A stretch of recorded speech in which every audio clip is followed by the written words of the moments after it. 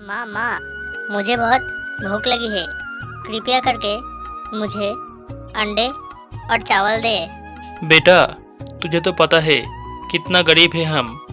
घर में कुछ नहीं है, सिर्फ पेता चावल है। तू वही खा।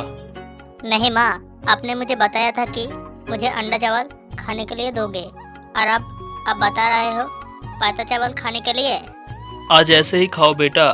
तुम्हारा पापा काम पे गया है, काम करके कुछ पैसा कमाएंगे, फिर मैं तुम्हें अंडा चावल खाऊंगा।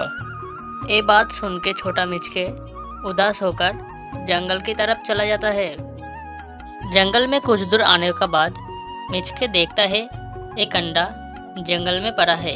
इसलिए मिचके बताता है, आज घर में मैं माँ को बता रहा था मुझे अंडा चावल खाना है, और माँ मुझे नहीं दे सकती थी, इसलिए मुझे पंता चावल खाने के लिए बताता है। और यहाँ एक अंडा पड़ा है, इस अंडे को लेकर मैं घर चला जाता हूँ और खाऊंगा घर में। ऐसा ही मिचके 3 बार अंडा बोलता है। तब अंडे से एक टूनी चिड़िया निकलती है। लोमड़ी, तुम 3 बार अंडे बोलकर इस अंडे से मुझे आयात किया है। मैं तुम्हारे एक इच्छा पूरी करूंगी। क्या बोला टूनी? तुम मेरा ख्वाहिश पूरा करोगी? मेरा ख्वाहिश है कि मैं अंडा चावल खाऊं, इसलिए मुझे अंडा चावल दो। क्या बोला लोमड़ी? तुम्हारा ख्वाहिश है कि अंडा चावल खाओ, इसलिए मैं तुम्हें एक पेड़ दे रहा हूँ। इस पेड़ का तुम अपना घर के सामने लगा देना। इसके बाद टूनी लोमड़ी को एक नारियल का पेड़ दे देता है। टूनी, इस पेड़ का मैं क्या करूँ? मुझे अंडा चावल दो। लोमड़ी, तुम इस पेड़ को अपना घर के सामने लगा देना।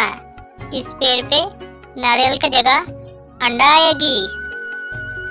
उसके बाद मिचके सियाल अपना घर के सामने नारियल का पेड़ लगा देती है। वो टोनी चिड़िया जैसा बोला, मैं तो वैसा ही मेरा घर के सामने इस पेड़ को लगा दिया। अब मुझे इंतज़ार करना पड़ेगा अंडे के लिए।